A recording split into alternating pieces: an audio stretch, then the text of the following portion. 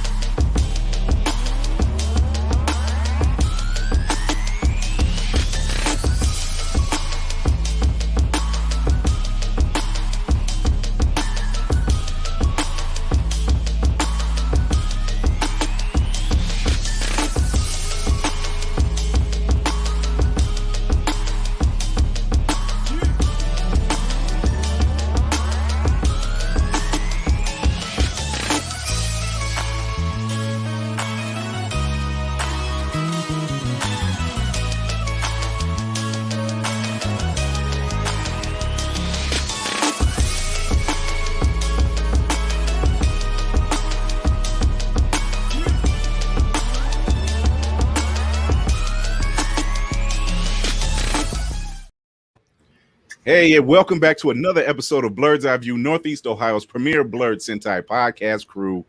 Thank you for tuning in. I'm your host with the voice of thunder, Chris Fury, and with me is my co-host, the lady who slays, whether it's men's hearts or closet cosplays. Candy B, what's going on?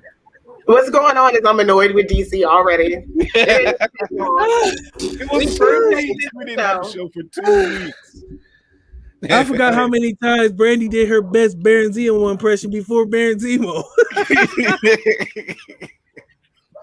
What's funny about that, DC? I was literally laughing about the same thing. If Chris saw me backstage, I seen you backstage. I know he see me. That's why I couldn't stop. I was like, Chris is watching both of us. Because I thought about it and I was like, behind the curtain, whoever is running the show can see backstage, but no one else can. So I know you were laughing, Brandy. I know Chris was watching this because I felt like, I was like, oh shit. She was like, I was like, I forgot about that and the sweater. Oh, that's my next cosplay. That's my next costume. Welcome back. It's been a while. And this is my man in the shadows, DC. What's going on, DC? Oh shit! I watched besides the sweater. Yeah, DC's a little behind. He don't like watching stuff. No, here's my thing. I have this thing called DC delays. I don't never watch anything while it's out and fresh because there's too many people gogging and coming all of themselves trying to break news. So I don't watch anything. I don't look at nothing. I'll wait at least 2 to 3 months after it's finished so I can just binge watch it all at once because I like to just keep going and plow through it because I feel like it loses context if you have to watch an episode and then wait a week to watch another one because within that week you can watch 1,000 different things so you'll forget some things. So I was able to just hit it all at once and mentalize everything that was going on. See, I just said that, mentalize. Look it up, people. It's a word. Oh, okay. Yeah. So you mentalize everything all at once. Yeah. Mentalize. But man, it was good as I thought it was going to be based on some of the spoilers I've saw, but being able to see it, like I said, run through that and Invincible, and I watched Hollywood Shuffle. So I've been on a roll of just, watching some stuff that was really motivating.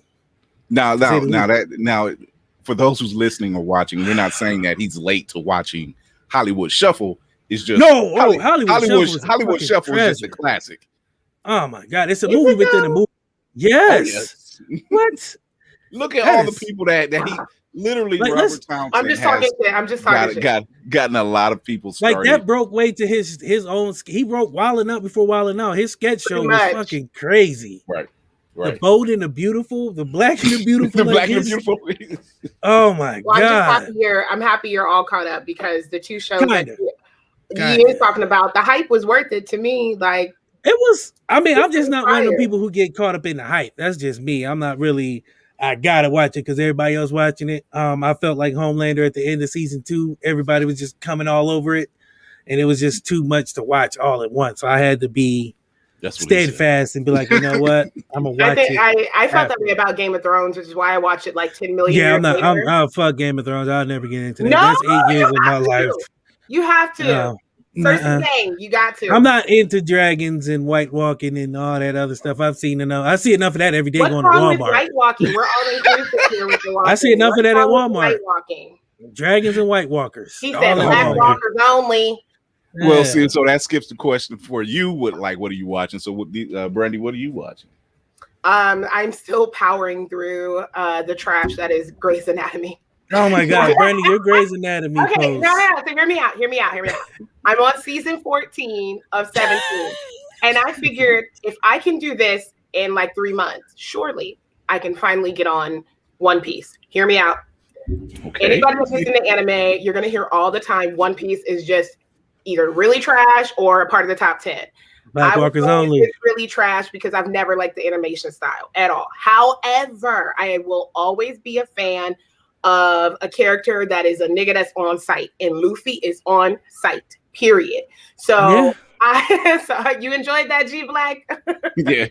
You heard it here first. Black Walkers only, man. The first or second episode, he comes in, and really when he comes out, like literally when you're introduced to his character, he's throwing hands, and he doesn't care what he's saying, because there's this one character where, you know how women feel about their image, so you ain't supposed to say when a woman's a big woman. Like, I seen that. This big woman, and I was like, he don't care. So okay, so I have seen some of One Piece, because that's the one with the sailor dude. Yeah. And then the dude with the sword was about to get killed, and he saved him. Yeah. So I think I might look at me, people. I might get into that. People talk a lot of shit about it, but I'm like, I might get into that. And then I finally finished the masterpiece that is Castlevania. But I have a problem with how they killed one of the characters because I don't know if did you finish it? Are you going to watch it? Who, me? Yeah. I was going to say, I'm going into season 3 I ain't watching it for another year. I'm going into season 3 now, so so I will be watching. For those that have watched it and you're listening, how can I say without spoiling it?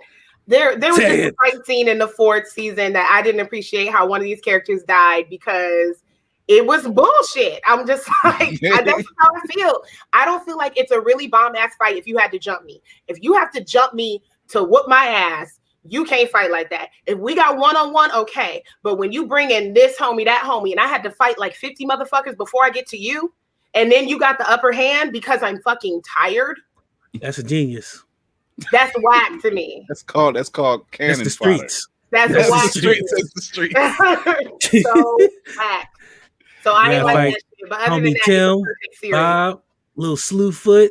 With the fucked up hand, you gotta do all them. Slipfoot Joe. If we are in this type of world, two Bobbies, bad guys in fights, and I want to take somebody out, I'm gonna be like, yo, Chris, meet me at sundown, just me and you, so I can whip your ass. I'm not gonna expect you to bring DC, your kids, half of Akron to jump me first, and then Chris is like, all right, now let's go, Brent. She's had enough. Let's whip her ass. No, nobody told you to read my blueprint. It's called Muhammad Ali did it. It's called the rope-a-dope. So you just tire out your enemy. And Muhammad Ali was one person doing one thing. He didn't say, y'all handle this. He actually fought a nation one time, but it wasn't told like it should have been. But that's neither here nor there. I've seen it. I've seen it in person. But yeah, I am. I've seen the video, people. Like I said, And for I'm $3.99, already you there. guys can see it too. Because Bye. I got Yeah, my he said OnlyFans. $3.99. $3.99, So, you can see it. $3.99. For the low price of $3.99, you can see it too.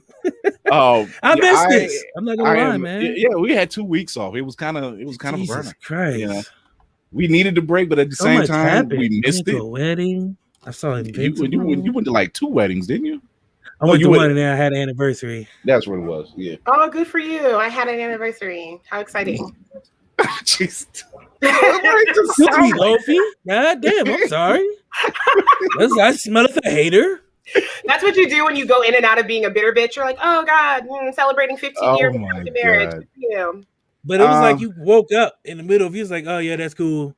Glad you enjoyed it. Whatever. The fuck? Chris, what are you watching? You know what? Actually, there wasn't much for me to catch up on this week that I recorded, besides the last episode of Black Lightning, and the way that ended. Actually, they could have done another season, but that's neither here or there.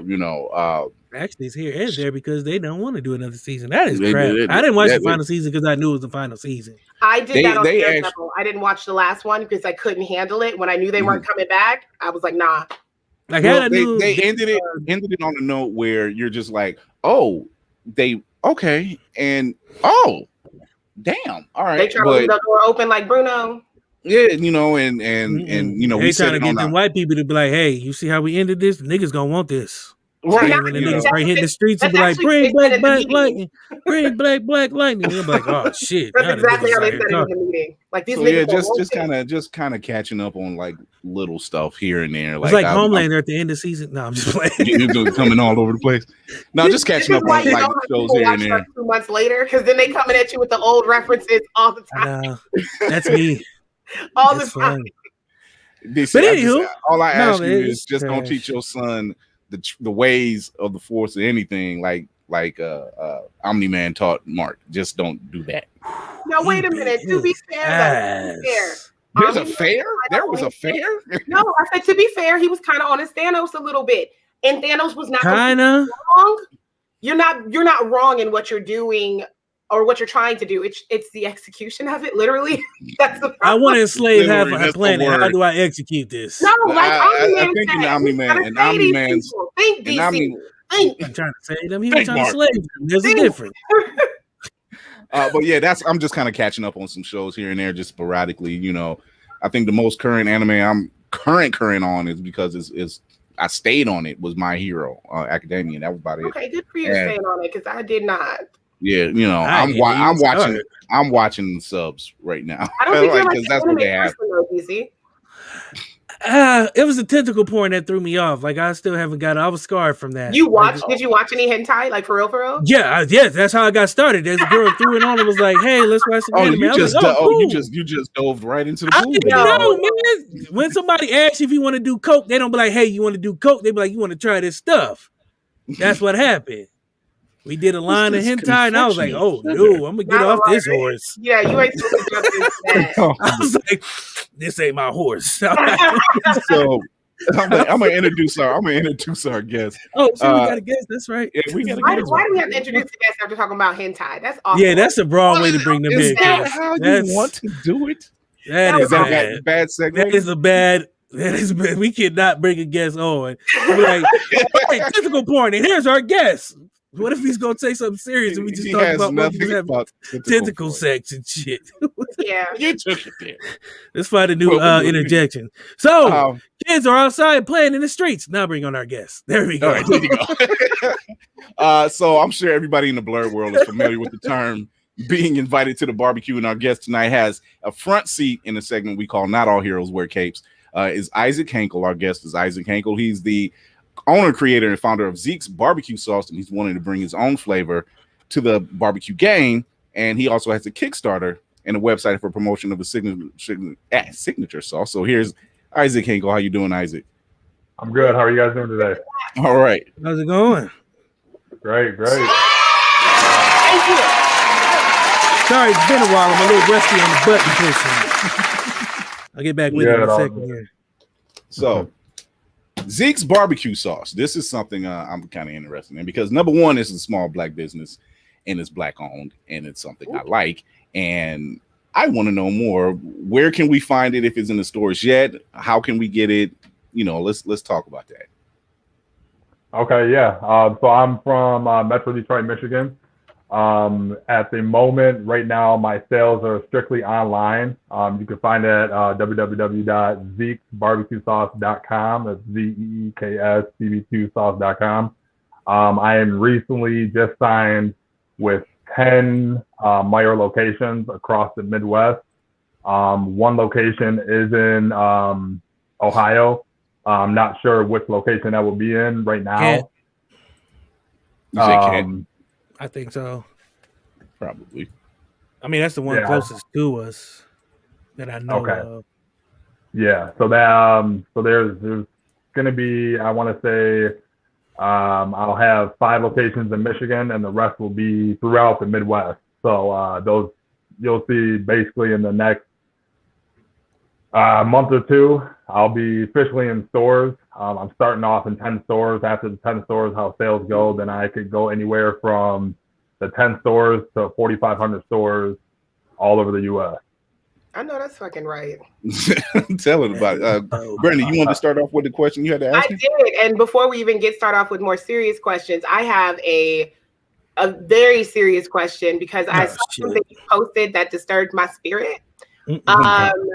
Sir, riddle me this. How can you watch super scary movies and go the fuck to sleep? Just fine. Yeah, please. Might want to know. Who does that? I love scary movies my whole life. It's crazy because when I was a kid, I used to have like crazy dreams where I used to wake up and like sleepwalk and think my mom, like if anybody my age or older, they know of Tales from the Crypt. They used to come on Fox News. And I used to think my mom was Tales from the Crypt, and I was still sleepwalking. And I remember I used to scream like they had me on video, like it's the irony of like Tales from the Crypt. Exactly. And like, and my mom used to always tell me when I was a kid, she was like, "Stop watching it," and I was like, "No, like I want to stay up and watch it." Go to sleep, have nightmares, and now I'm going. Exactly. That's crazy. So now that you're more of a horror head, I have to know like what are your favorite horror films? Because now we got to get into that side of you. So my favorite, so I grew up on Candyman. I grew up on Hellraiser. I grew up on all those movies then, but I think now like the scariest movies I've ever seen that has ever been made was the first Conjuring.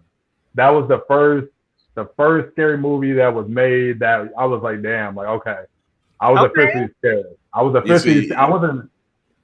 scared, I was shook. I was like, damn, like this was it. This was yeah, you kind of threw me when you said Hellraiser. I'm like, yeah, this shit here is yeah. Candyman. Whoo. That first I need to watch that. I couldn't even go in the mirror. Exactly. Like when I was brushing my teeth with my phone, like right. yeah. First time I seen that, I was taking like a little baby small mirror. I was like, this nigga come out this little ass mirror. He gonna get me for sure. He just got to get it. Exactly. Yeah, no. You ever brush your teeth with a small ass mirror? Right. To stay alive, I probably would because I was afraid of. I wasn't going in public restrooms. Like public restrooms scared the shit out of me for a while. Exactly. Yeah. Exactly. The lights go out by accident. I was screaming like a woo. Hey, for real. And my brother and sister, they used to say the Candyman 3 times and run out the bathroom and lock the door. Yeah. So like, the life of a sibling. The Bloody Mary one got me. My cousins did that to me. We went in the bathroom. They're like, "Hey, come in the bathroom." I'm like, "Why the fuck is 5 people going into the bathroom?" But whatever. Hey, we young. You only live once. Yeah, when you're young, you just go. You don't question it. So I was like, maybe they know something I don't know. Are we gonna smoke weed here? Right. Exactly. Exactly. I'm gonna get high, and I heard Bloody Mary. I was like, "Oh, wait a minute!" And I was the furthest from the door. Oh my god! See, that's why I got big because Bloody Mary. We was in the bathroom. I heard Bloody Mary. I was like, "Oh shit!" Okay. I heard my other cousin, Bloody Mary. I was like, hey, you niggas is wilding. Okay. What's not going to do is say this. Bloody Mary. Somebody flipped the lights. Ah! I ran through the door. Through the door. Yep. The outline was on the door and everything. All you see was me. No, Look, that I don't play that game. I think something's wrong with people that really just like to be scared. Because I don't do haunted houses or none of that. Because I'm ready to fight. I'm like, it is not fun being scared. That's a natural Black person's reaction. The Black Walkers. Yeah. The Black Walkers. The Black Walkers. I can literally watch like horror movies, scary movies now by myself, pitch black, 3 o'clock in the morning, and be fine. Ooh, you brave. I got a gun. My shit is in the basement. So if I hear a creak above me, I'm going through the floor. And then I purposely don't 3 like in the morning? shit at Ooh, 3 a.m. no. All those witch movies, all the shit happens at 3 a.m. So I'm like, I need to be praying at 3 a.m. I don't need to I want to see I don't want to Jesus. turn on a movie. Be scared. Or those films and TV shows that start off and they're just like, you know, Megan was never found again, but here's the true story based off Right, of Yeah. Oh my God. Megan was That never shit, found 3 in the morning, again. you like fall asleep and wake up, and that's why they never found Megan. You be like, oh, wait, run that And back. it's always Run it back. Megan. It's always Why Megan. did they find Megan and what happened? I missed all that. I woke up to her picture, and it'd be that one weird picture. She just It's be like, always a weird picture. It's always that still shot. And it's just Fine, staring babe. at you. And then Oh, you're wait, not to steal. You know the shot I'm thinking of. yeah, be that weird picture. She's staring at the camera like she knew this was her last picture ever. yeah. Especially with Oh one of my those God. Victorian bitches. I'm like, why her eyes so eyes big? so Why is she crying for help through the picture? And this was taken 2 years ago. She knew something was up. No, Yeah. and then I think all them old school like grandmamas and them got to me when I was living down south, where they like, you watch that stuff, spirits are gonna come through the TV. And then after I watched The Ring, I was like, a spirit will come through the TV, Yeah. and it will kill me. Like, no. So you're a brave one. Now we can get on to some business questions because I feel like it's a big deal anytime someone decides not to do a regular 9-to-5 type of thing and they decide, I found my purpose, this is what I'm going to do, and I'm going to eat, breathe, and shit this out. And when I see you promote yourself, hype yourself up, and get stuff done, it's inspiring. And that's also why we wanted to do this segment in Blerd's Eye View, because we love promoting and having our Black nerds on, but we also wanted to showcase more of what we can do in the community and what we have to offer. And I feel like anytime we're talking sauces and cooking and anything, POCs do it better than anybody else, in my opinion. Mhm. We definitely are the sauce, as the kids say. So first question, what motivates you? A lot of things. So I think the first thing that motivates me is obviously my son. I think mainly, other than my son, what motivates me is to better his life and to also know where I came from in life. To know that I came from nothing, that I came from the bottom of the bottom. I was in homes as a kid. I was taken away from my mom when I was 5 or 6. I lived in a car when I was 7, or I think I was like 5 or between 5 and 6. I lived in a car for 6 months. I jumped house to house. I was never in school as a kid. Just all that, being low poverty, being living off food stamps, getting Christmas gifts from the church in a black trash bag. All that stuff with me till now, and that motivates me every day.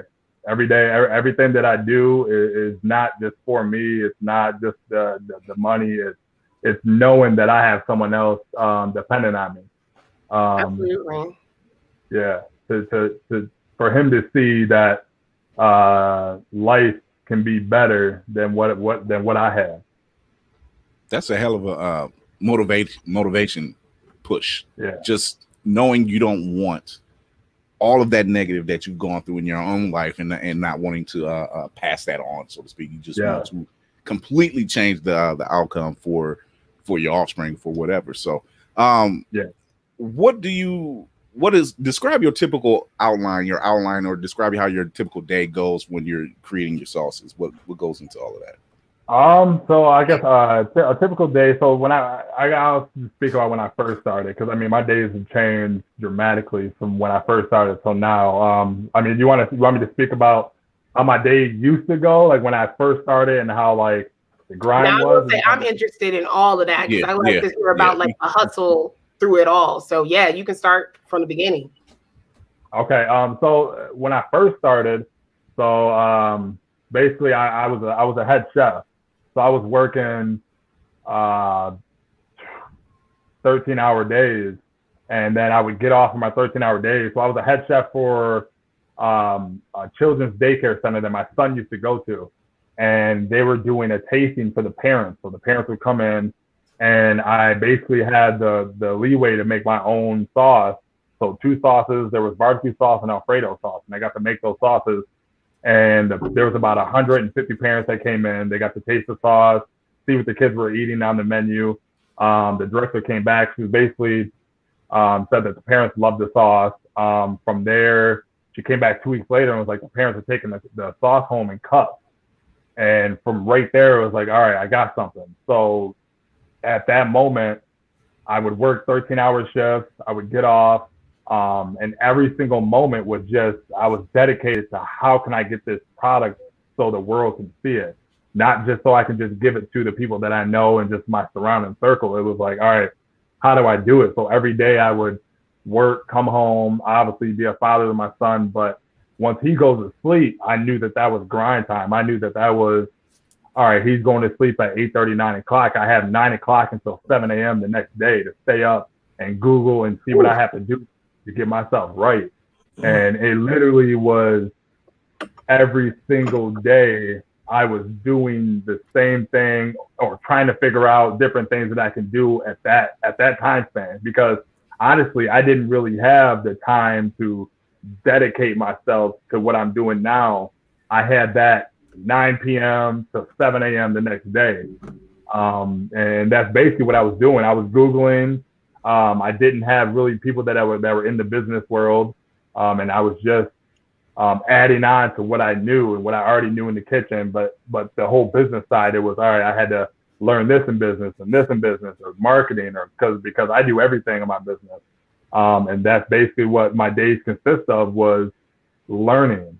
It's still told right now, but then it was really, I had to learn. I was just learning. That's literally what all I put myself to, was just to learn about the business, learn about the path that I was about to venture down, and that's what I was doing every single day. That's hustle. Team no sleep. Your stories like that for real, because everybody, there are people that are team no sleep and they still ain't getting shit done. So when you got somebody that's losing sleep and they're actually getting stuff done, that's always impressive. Because I don't like hearing about the people like, I got 2 hours of sleep a day, and it's like, all right, what do you have to show for that? But I mean, for me, I think for me, that's when I mean, I hear a lot of people say that. They ask me, how did I do it? How did I get right here in a year? It's been a year since I started online sales. May 4th, May 6th, a year later, I got into 10 Meijer stores. And I tell people all the time, like, you can say and do as much as you want to do, but if you don't put the dedication and if you don't have the heart for something, and you don't feel it, that this is it. Like I felt when I first got that news that people were taking it home, I knew a light bulb went off, and I said, this is what I was searching in life for. This is what I was searching when I was 24, 25, and didn't know why I was on this earth for, and came from where I came from. And I finally found out what I was here for. And I really dug deep down and was like, all right, this is what I'm about to do. This is what I want to do. This is what I want my son to live on. This is what I was here for. So a lot of people say like they're doing it, but are you really doing it? Are you really putting the blood, sweat, and tears? Are you really putting that part? Yeah. Are you really putting the when people say you want to go out, are you really saying no? Like I got something to do, or right. A lot of people just can't do that, and that I think that's what separates the people that are going to succeed and the people that are just mediocre and that are going to fail. That's I what's hope up. y'all listening, taking notes. Giving away the game. You're gonna pay for the barbecue sauce, but the game is free. Hustle sold separately. And I just want to say something real quick. You guys keep saying hustle, so it's I really followed the steps of Nipsey Hussle. Okay. I really hit the blueprint that he laid. I really followed everything that he represented and everything he laid. And you cannot go wrong with looking at someone like that. And that's exactly what I did. And a lot of people ask, like, where did I get the motivation from? And that's exactly where it came from. Okay, so we know what's blasting in your kitchen when you whipping and working the sauces or anything else. I like that. When I'm up at 4 a.m., that's all it is. That's all I play. So what else? Because we have a lot of good questions, but I don't want to bog you down with every single one. Yeah, you can. I'm all for it. You can. We know he's gonna be up. Let's throw one in there. Then I'll go in and out of our geek related stuff and then business stuff. I ask everybody this because it's very important on whether I'm going to judge you as a good person or not. Who's your favorite Ninja Turtle and why? Oh, I got a question after that.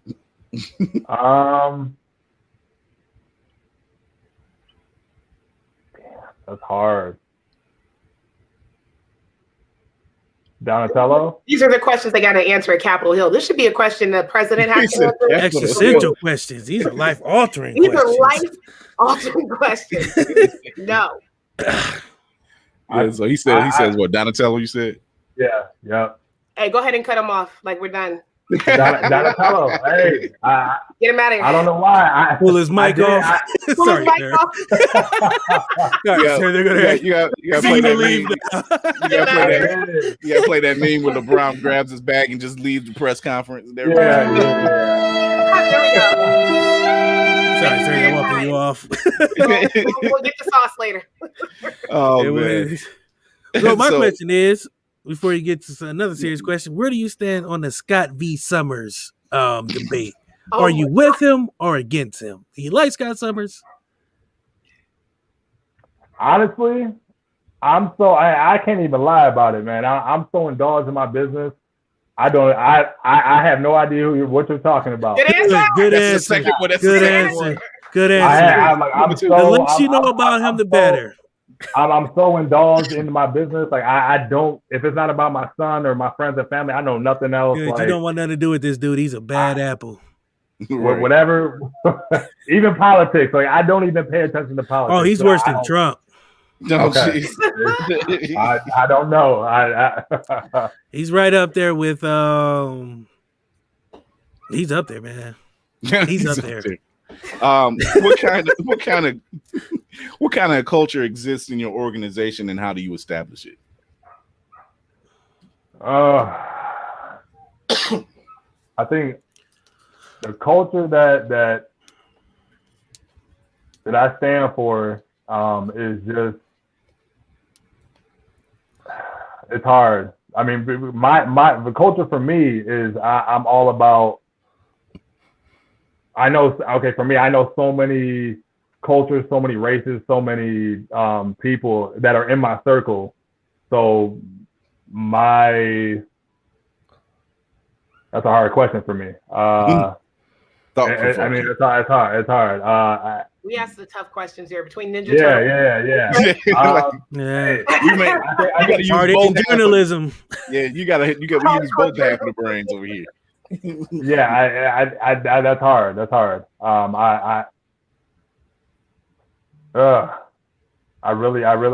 don't know. That's why I can't even think about it right now. I can't even. We'll come back. So, as far as operating, are you operating out of home? Because I know everything is handmade with love and care. But I don't want your process because I don't want people trying to steal your game. Because even though they can try, they won't succeed. But still, the secret formula is with you.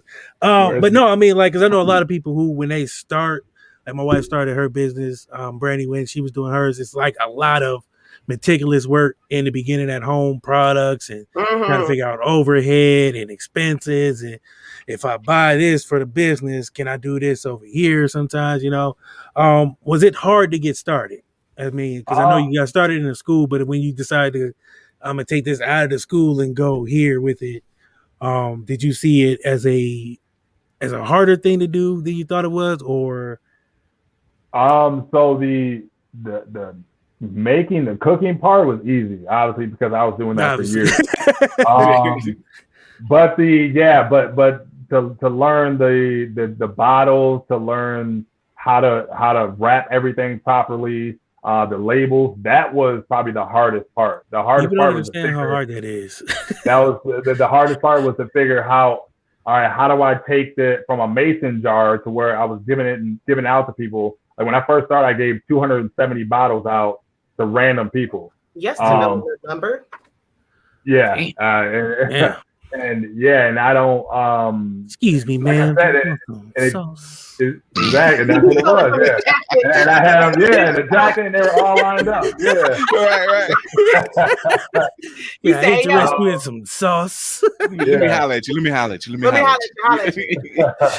But yeah, no, I mean that's dope though, for real. Because that was the hardest part. That was the hardest part to really to understand. All right, how do I transfer this product into a professional? Because I got the okay from Meyer about 9 months ago, but my product wasn't professionally presented. It wasn't the presentation wasn't professional. So I didn't know. I didn't know that it had to be professional. So I went in the store with a mason jar, a stick-on sticker on the back, and they were like, definitely. Yeah, they looked at me like, okay, the product's good, but no, you got to take this packaging. back. Yeah, packaging is important, man. I like that you mentioned that, because a lot of people, they don't pay attention to that final presentation, and you would hate to miss an opportunity because it didn't have the look that it needed to, and that is important. Your label, the font, the colors, all of that. Like DC was saying, I'm up here with labels in front of me right now for some oils and stuff I need to sell. And it was annoying picking the font and the size. And I thought, well, it's bottle size. It don't matter. Size don't exist, baby. Don't exist. You got to know the numbers. I had no clue about that. I went to Office Max with my wife to get some labels, and I was like, God damn, they make 42 different labels. Yeah. In all shapes and sizes. And I was like, fuck this. Can't we just put a square on that motherfucking list? And no, it's crazy because like I said, like you got to know the dimensions of, like, say if you get a 16-ounce bottle, you got to know the dimensions of the cap size, the dimension of the bottle. Like you got to know everything. So it's like waterproof, non-waterproof. Yeah, like as I'm getting the bottle, and my bottle's glass, and it's like I didn't know. I'm like, all right, I want a label, and they're like, okay, but what's the size of the label? I'm like, I don't know. Label size. Label size. So when I first, I'll show you guys. I don't know if you guys can see it. So when I first bought a label, it wasn't die cut or nothing. So it was just a big. It was like a big ass sticker. It was a big ass sticker. Yeah. So then I'm looking at it, and I'm like, this don't seem right. I don't think I can do this. So then I did some more Googling, and now that's my brother is a seller. Now I see why you're in all 10 Myers right now. Yeah, exactly. That bottle is dope though, for real. Appreciate it. So what flavors are those sauces that you have? Okay, so the yellow one right here is regular, sweet with a little heat. It's basically it's a sweet barbecue sauce, but it does have a back heat to it, but it's small to where kids can enjoy. And this one is, I get a lot of I get great reviews on both, but a lot of kids like the regular one.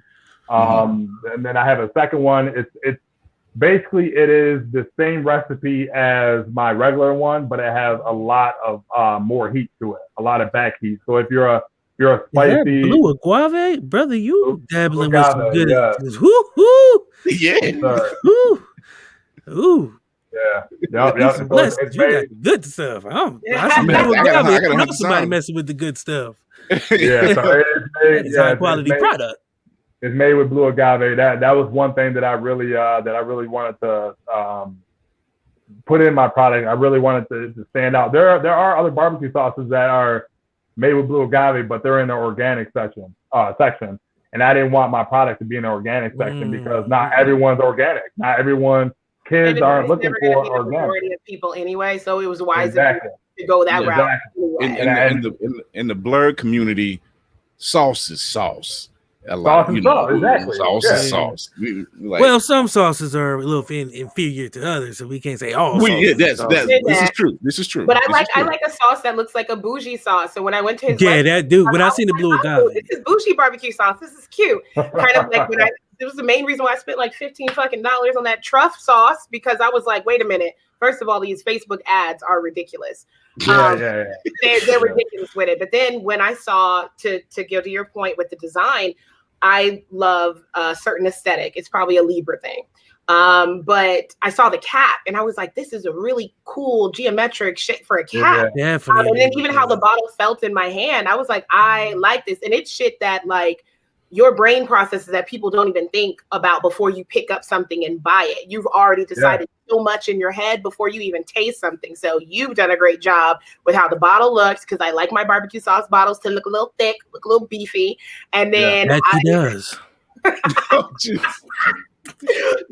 going to be for my dating game show. Show me your barbecue bottles in your. Oh no, he got them skinny ones. It looks really good. So I was excited to have you on just to push and promote that, because I like how the website looks. I'm a website whore, so I'm like, your website's whack. I don't want to buy shit.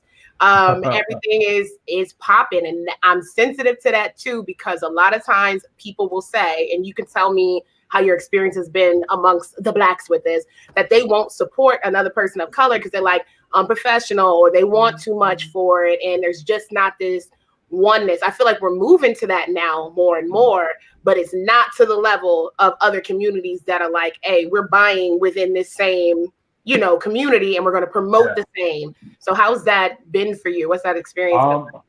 So I mean, that it's been great. I mean, I'm not gonna lie. Not just all of the communities, but the Black community alone in our community has supported me tremendously. Because obviously barbecue sauce, shit, we all love barbecue sauce. I don't care what color, race, whatever you are, barbecue sauce. But I think at the end of the day, it really stood on who I was as a person, how I present myself, how I come across. My whole mantra was, if my product's trash, throw it out. Simple as that. And I'll give it to you for free. Like I don't even need you to buy it. I just want you to have it in your possession and try it. And once you try it, you're like, damn, all right, this is good. Because every person that likes it, they tell at least 5 people. Exactly. Those 5 people, 3 people are gonna come try it. So you can. Right. I'll take that. I'll take the. I'll take that percentage of people to try my sauce out and get the word out. But not even that. Just with the Black community and not even just all communities they're really into cell phones and stuff. So cell phones and apps are really into play. So with my brand, I'm in the process of integrating AR technology to my bottle and to my logo. Nice. So I'm doing AR technology to where you'll be basically it's getting patented, so I'm not worried. I can talk about it, speak about it freely. So you'll be able to create an avatar. So you'll be able to have a Zeek barbecue sauce app, create an avatar, and go into the store with your avatar and go up to the bottle and basically scan the bottle to where my avatar will pop out the bottle and basically be on the grill cooking and turn around and basically start speaking to your avatar, start communicating and letting them know the whole backstory. Thank you for purchasing this. How are you doing? How's your day?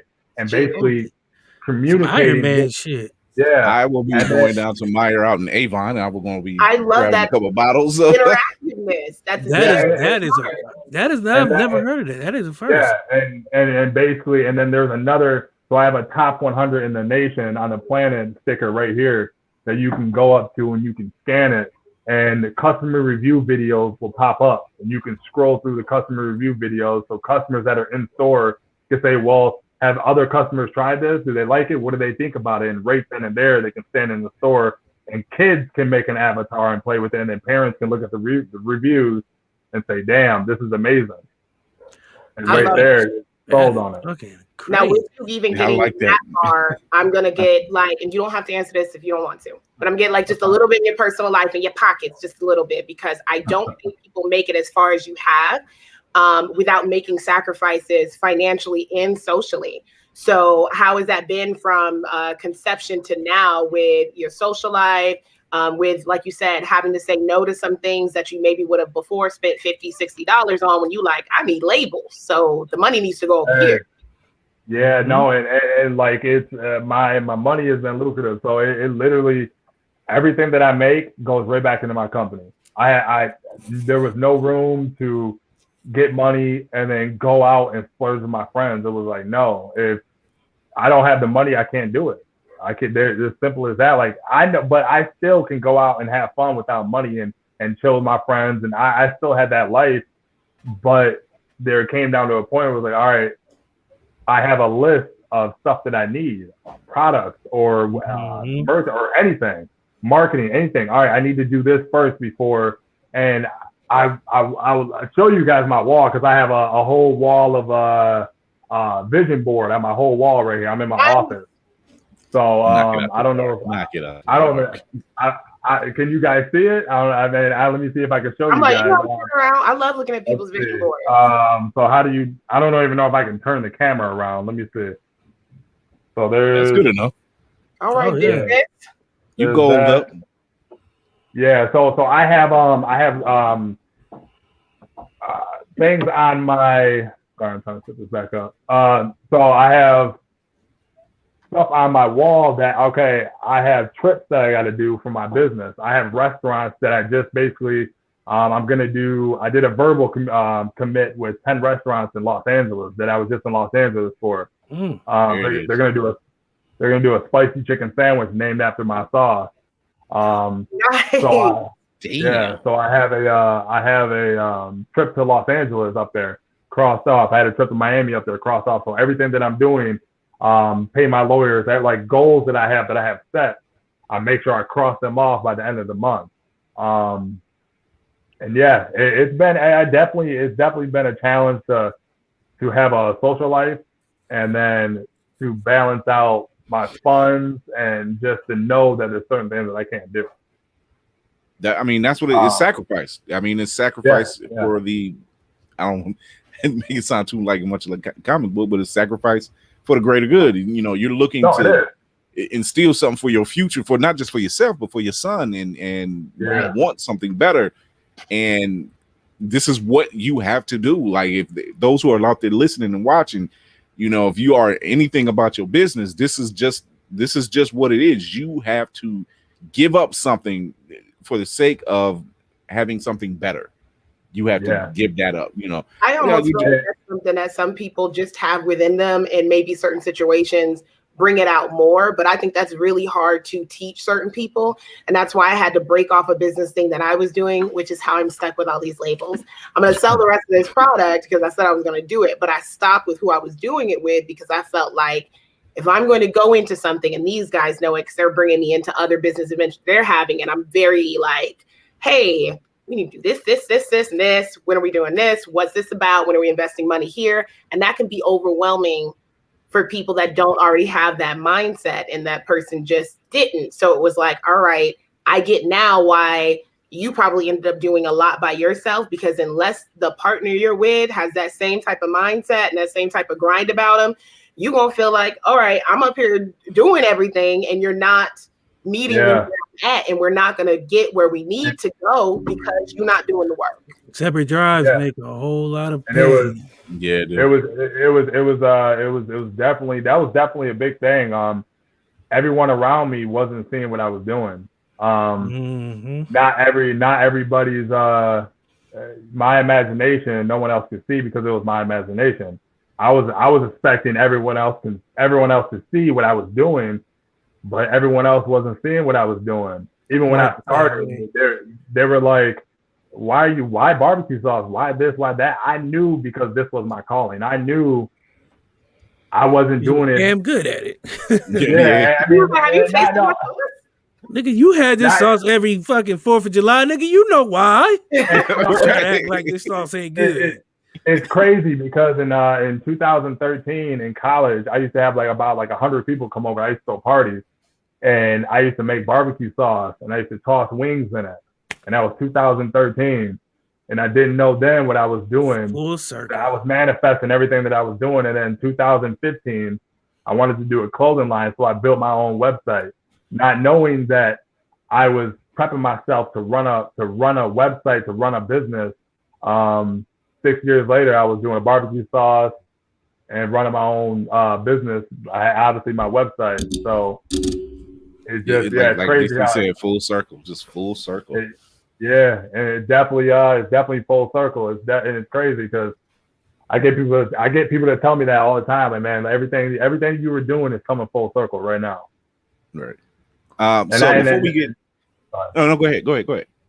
No, I was just gonna say, but it's been a lot of people that I had to just stop really talking to and stop messing with because they didn't see my vision. They didn't see my vision at all.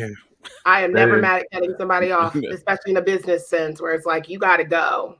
Yeah. I mean, and it was even family, friends, all that. And then I was the closest friends to me that I was brothers with. That when I first started, they were like, "Oh, you haven't did no sales, you weren't making no money doing this." And that right there, that was that just put fire under me. And he had to go. But I mean, we made up, we did all that, but I could never look at him. You better than me, brother. Oh yeah, definitely can't look at the person the same again. Hey, stay over there on that side of the bridge. On the low now. Right. Yeah. Oh, you know he is. Hey, Zeek, man, I know what I said 5 months ago, but I got this girl coming over. I told her I can get a bottle, man.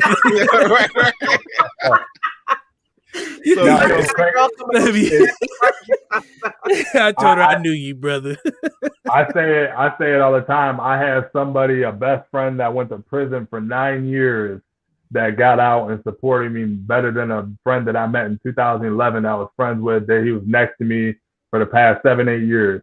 It'd be like that. And that's how I judge people, because I was like my partner that got locked up for how long, and he got out and he was right there with me and he was ready and he was down for whatever I was doing. He was like, "You doing it?" It's sad that you say that, but it's crazy because it's true. Because when I got started doing the media thing, I had people I was supposed to start a show with. When it came time to start that show, nowhere to be found. Right. And then, they'd be like, "Oh, well, you about to go do a show. Ain't nobody really watching." I don't care if people watch, whether it's 1,000 people watching or one people watching. I'm still going to continue to do my show because, one, the people who I'm doing it for ain't watching it yet, but they're going to see us.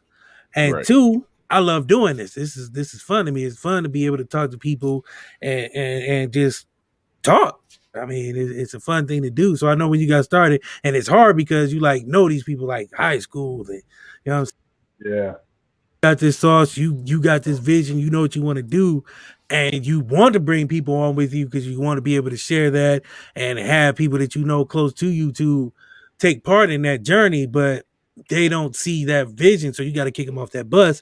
And that's hard to be like, "Hey, bro, I'm gonna have to stop right here." I used to tell myself that all the time. It's gonna people always want to stop and get off on that journey, but you got to continue the journey, because if you stop with them, then there is no journey. You're both at the same spot again, you know what I mean? So it's hard, because I know when you said it, I've known people who I don't know that well, who I've started to meet in this game, show some more support than I've known people from high school, middle school. So it's crazy, but at the same time, you just got to keep going.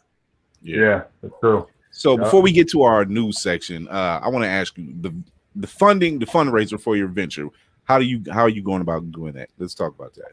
So the fundraiser campaign that I'm doing is on Kickstarter.com. It's basically for to mass produce. I my business has been funded 100% from me, no middleman. Like I said before, Nipsey Hussle was all that. He always spoke about no middleman, get it out the mud, and that's what I've been doing.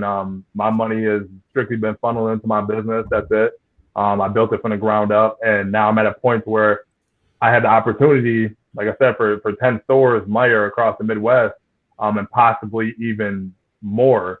And the funding is for strictly mass production and marketing. I'm at the goal. My whole goal is to raise 50,000, between 50,000 to 100,000. It's the full amount shouldn't exceed 50,000 for the expenses of the mass production and in-store marketing. And that's where I'm at right now. I just started about a week, I want to say 2 weeks ago. No, about a week and a half ago. Right now I'm at like $1,200 right now in the campaign rate, sales are being raised right now for the campaign. But yeah, that's where it's going to. I will say that just from what you said earlier about going to LA and going to Miami, and I don't doubt that this will kick over. I really don't doubt it. You know, I've seen people do Kickstarters, and just within the last couple of days, they not only do they meet the mark, they go over the mark. You know, so you know, if you guys are out there watching, you know, let me put that back up there. But if you guys are watching or even listening, I suggest you go to the YouTube channel and watch it as well, and follow Isaac over here. Yeah, watch it on YouTube. Yeah, YouTube. Here's the website as well. Yes, and I do have. I do have. She just went to the site. Your site is dope as hell. It's clean. That's why everything is there. I was like, damn, this is a clean ass website. It's a clean. Take notes.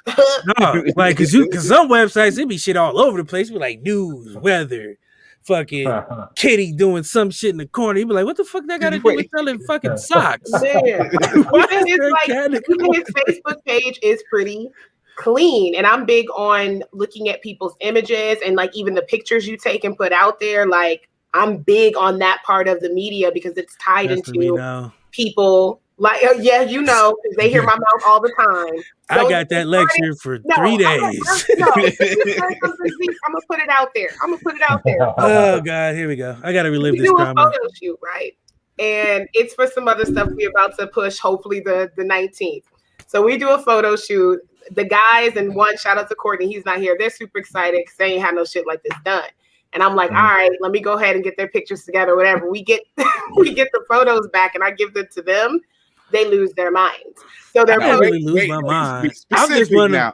I'm one of the people who when something happens, I don't really hide it. You know what I'm saying? So if I go do something, I'm gonna show it. You know what I'm saying? Yeah, but I was trying to get you into building anticipation. She wanted us to. As much as I post, I don't post every little thing because I'm like, you guys gotta wait for some stuff. And then the picture you posted, there was ripped up paper on the ground.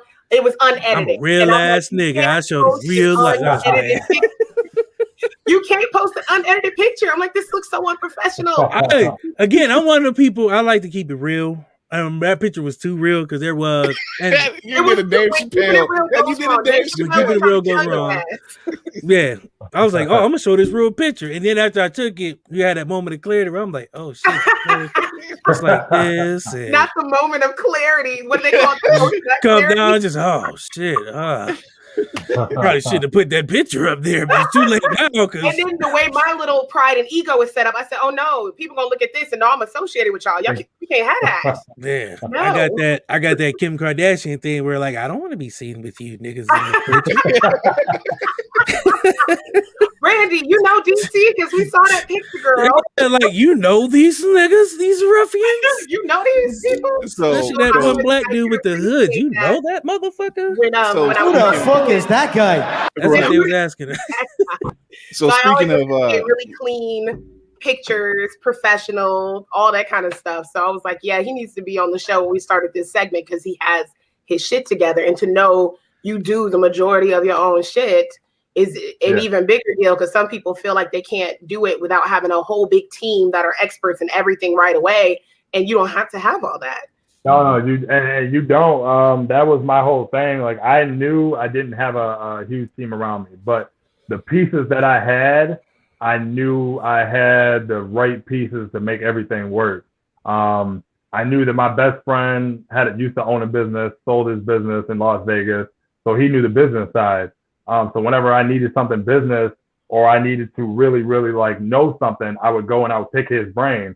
He wouldn't tell me everything. He would just give me little gems to where I would go home and Google and go home and find something out. And that's how I started building myself.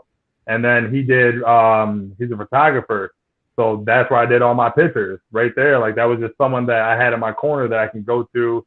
And a lot of people don't even have those people to really even go to, but a lot. And I listen to a lot of motivational stuff all the time. And people say like, do people know that we live in a decade or an era that you can go to the internet? There's a thing called Google. You can Google any and everything. And there's an app called Fiverr. Anything you need business wise, you can go to Fiverr and get all my content writing, all my blogs, my website, everything that I needed, I did. And my logo, everything, like my bottle I seen before it was even made. I had a lady fix my bottle the way I wanted it fixed, and it came out exactly how I wanted. And a lot of people just don't understand. Like there are ways around to be successful. You don't have to know and have everything right then and there. You can build up to a point to where you can be like, all right, you can be proud of what you've done and how far you've come. I think a lot of people too are scared of failure. Yeah. And if you have doubt or if you have fear of failure, it's never gonna work. And I tell people all the time, like you have to believe in yourself before anything. If you don't believe in it, So let me show your website one more time. Okay, we have this I'm pushing this. Because I plan on getting some of this. Oh yeah, I definitely want some of that yellow bottle. Man. I need the spice. I need a little kick to it. I need the spice. That's ZeeksBBQSauce.com. That's ZeeksBBQSauce.com. So like, check that out. Scheme. I'm not even into color schemes, but I was like, look at this color scheme. Right. Like, I want food. Use the right please. color. It's perfect. Thank you. And then they can click on all products. Once you get on the website, you can click on all products, so you'll see both times. All right. Well, speaking and your of partnerships, let's not move over. He do got partnerships. Yeah. Like, let me bring that back up because I just had it up. Yeah, go ahead. He's drooling. Good, bro. You said he's drooling. Breast cancer and awareness. You know what I'm saying? You got X Craft and Beer in Novi, Michigan. Yep, My What Box, Fast Switch, and Late Night Party Store. Like, so you got, you know what I'm saying? I got somebody popping up asking me to chat with me. Like, that's, I don't even know who you are, but you want me to chat. Now, I do know, Chris, I know you're going to go into like our Blerd news and how we get into everything like that, but I did have one more business like question for you. I wanted to know if there's any type of ritual you have for yourself before you get ready for a meeting and how you handle yourselves, because I know each meeting is probably different. So what does that look like for you? Before you answer that, I'm bringing you on Family Feud because, okay. Go ahead, Z. Yeah. So the biggest meeting I just did was with Meyer Corporation. And it, like I said, I've always stayed ready with all my meetings, all my preparation. My preparation is really, I don't really feel that I get prepared for any meeting or anything that I do because I'm so indulged in what I'm doing every single day. So I stay ready so I don't have to get ready. And I know so much. I'm so in love with what I'm doing that I don't need any preparation. When I went into my Meyer meeting, I was so nervous. Like I said, I was so nervous. I was sweating like the night before I could even sleep.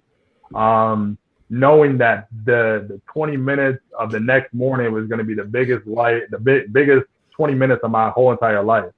But the night before, something told me like, you got this.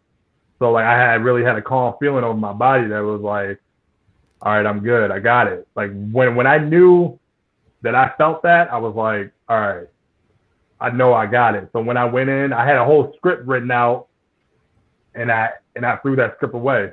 And I went off the brain and went off the heart because something told me, don't read that script. And I didn't read that script. And there was, I'll just speak about just a short interview. The interview that I had with Meyer, there was supposed to be 2 10-minute sections of the interview. There's supposed to be 10 minutes speaking about basically everything that you're supposed to have on the business side, and then 10 minutes of how you got started.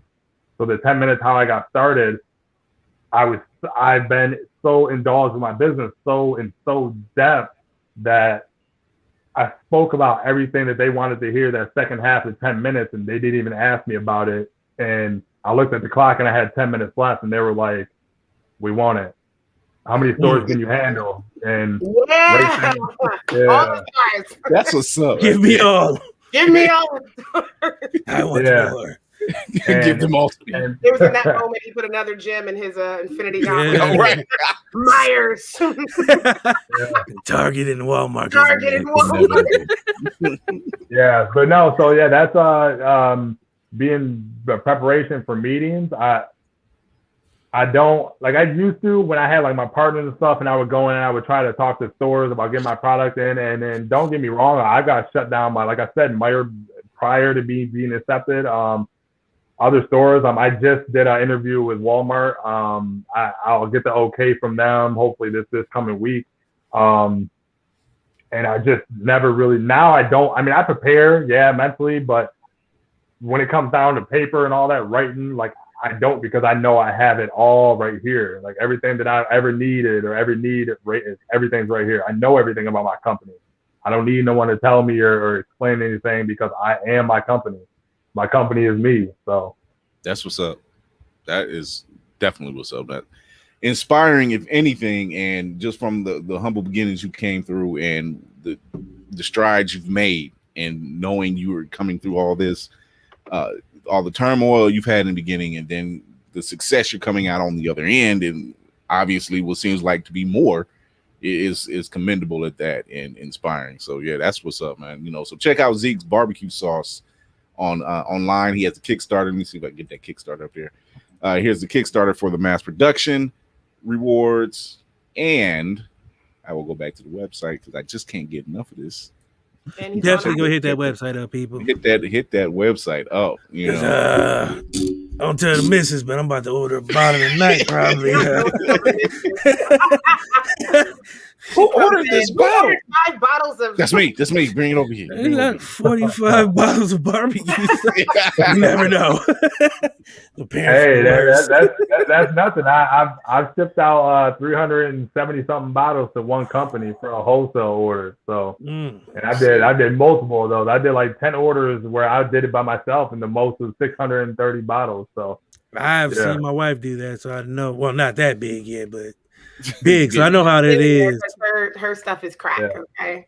Because I know when my wife does her stuff, all her stuff is hand done in the house. So I know how that is. The kitchen is, you know what I'm saying? Because she hand mixes all her stuff, put it in the, you know what I'm saying, the KitchenAid mixers, because she does skincare products and all that. So she makes all this stuff in-house herself. Yeah. The whole product line is beard oil, all that stuff. So I know how that is to kind of have to keep up with the, you know what I'm saying, keep up with the postage. You got to keep up with all that, you know what I'm saying, stamps and making sure the right boxes and the labels on the boxes, all that stuff is.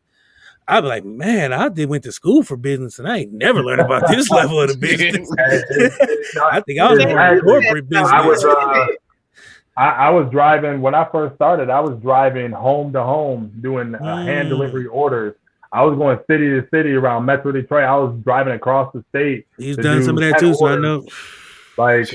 I was renting cars just to drive across the state to drive up north. But see, I was really doing the legwork for it. Putting in, I was gonna say that's really the part of the grind that I love, because that right there, and like I said, I see it in my household. That shows the dedication and the grind. That I can ship it to you, but it look better if I bring it to you. See, but I No, didn't. you got a face to it. At that time, you wasn't thinking like that. You was just like, I got to get this out here. Exactly, I got to get it out. I didn't know. I didn't know that FedEx would come to your door and pick all your orders up. Yeah. Like, after those door-to-door transitions, I was going to FedEx every other day and taking like 40 orders. Here you go, like one by one. Oh, here's what's the address. I won't do this again. Yeah, they'll come to your house and pick everything up for you. Yeah, exactly. New York, I got to rent a car, but I'm gonna be there. They were like, no, they were like, all right, what's the address? And I would tell them the address. All right, next one. Tell them the address. All right, next one. Tell them the address. Next, and then my receipt was like 3 feet long. Just like, it was. It was a grind. Yeah, but it's the grind, man. But it's the cool part of it because I see the, you know what I'm saying, I see it firsthand, so I know that feeling that you get. Like, I got this product moving, like, and when that order come up, because I don't know if yours, like my wife's hers to come up and it's send an email to her, so she looked. You know what I'm saying? So you get the order. I'll be like, oh shit, she about to go to work. I'm gonna go downstairs, get out the way. So my website's connected to my phone, so you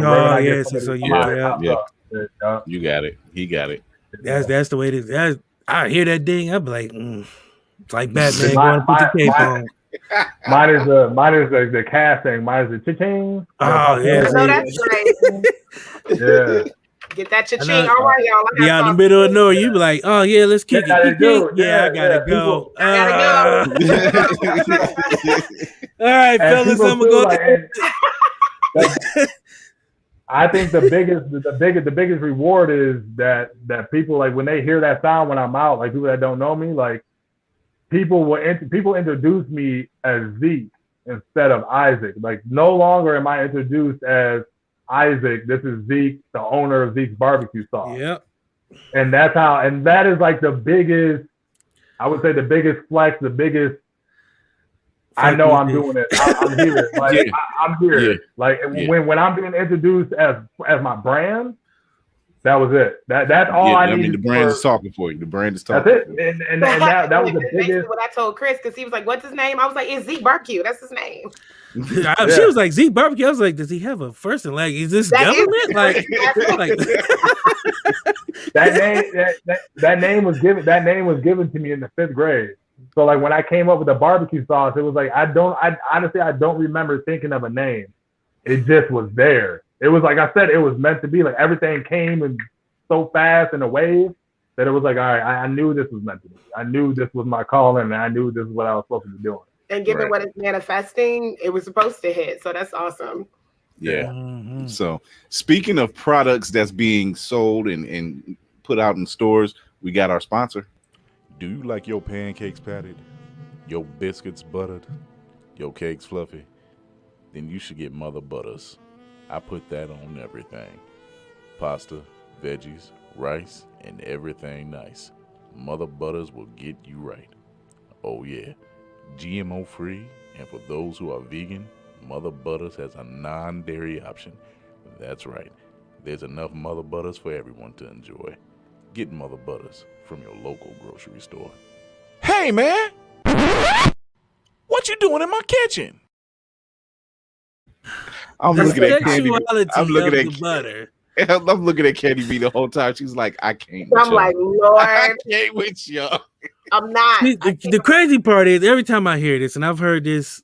When did you write that? That was what, last year? Yeah. Every time I hear it, it sounds new, but it just sounds so sexualized. It just make you not want to use butter.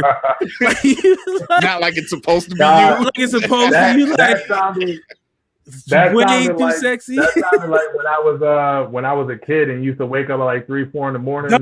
Yes. Come on. That's exactly what that sounded like. I'm Brandy. I like butter. Like what? Wait, you fall asleep on Three's Company and wake up in some chick rubbing. Either that or the dog commercials with the sad dog commercials with the pencil on his face and shit. You be like, wait, I fell asleep on Jack Tripper. Now there's a dog. You said on Jack Tripper. Now there's a 9-800 number. Brandy, you might want to gird yourself on this one. Thor: Love and Thunder just wrapped filming, so here's. Here's Chris Hemsworth showing off the guns, which seem to be a lot bigger than they were before. It's all that butter. with director Takiti Watiti, who also plays Korg in the film. So, oh yeah, he do. Yeah. They are they are really pushing it. I would say that Marvel has at least 10 movies that's in production. That's insane. You know, this is just some all of that time off. Yeah, like this next couple of years, they're not playing around.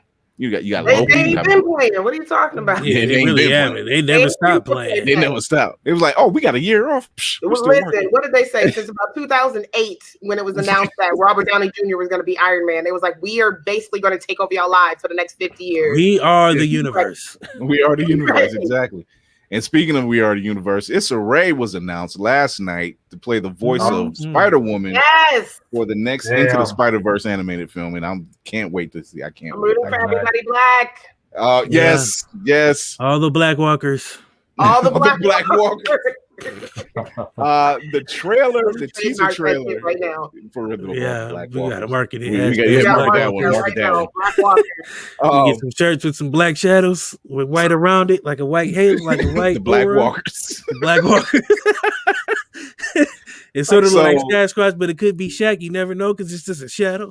You know, DC, with all the news that Marvel dropped, DC had, I guess they felt like they had to answer.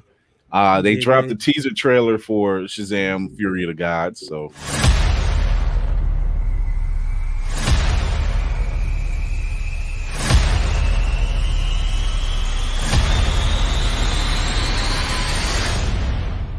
why is it so dark?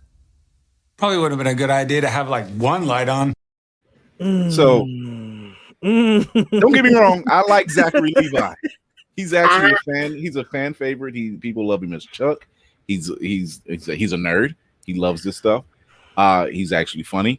It's just you know DC, get off your ass. Get off your ass and do something. I've never seen a company so comfortable in just being like, we're fine. Yeah, we're fine. Yeah, we're okay. We'll be back. So DC, Marvel can't I don't keep know up forever.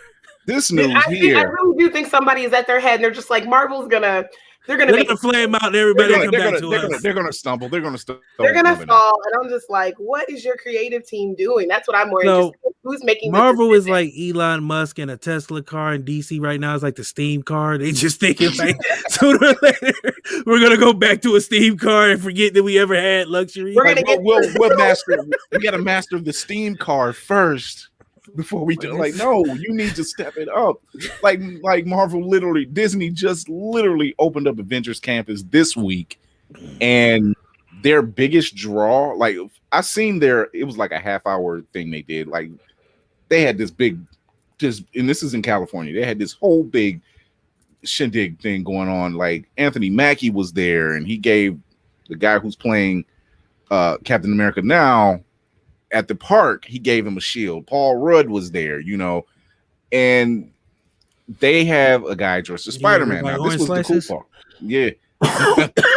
They have a guy dressed as Spider-Man, but there's a scene where not a scene. This is how advanced they got. Disney has the animatronic robot that's dressed as Spider-Man. So what they do is they have the actor act like he's jumping on the buildings and everything, and he disappears behind a wall. And then you see this robot like 50, 60 feet in the air, literally looking like Spider-Man, flying through the air, do an entire flip and spin, and land on the other side of the building. No, nobody think this is strange though, because like that's how Terminator started. Not Terminator. We know how that whole thing goes. Okay, in 6 months they're gonna be Crazy Spider-Man takes over California. And y'all heard it here first. I called this shit. Call me crazy if you want to. But they have like a restaurant called Pim's. I think it was Pim's Secret Lab or something, and they have a chicken sandwich, and everything is very based on whatever the character is. And they have a chicken sandwich. Daggone chicken breast has got to be, I don't know, bigger than my face, but the bun is like a slider bun, basically signifying that there is a secret lab. It's PIM particles. They're shrinking and enlarging stuff.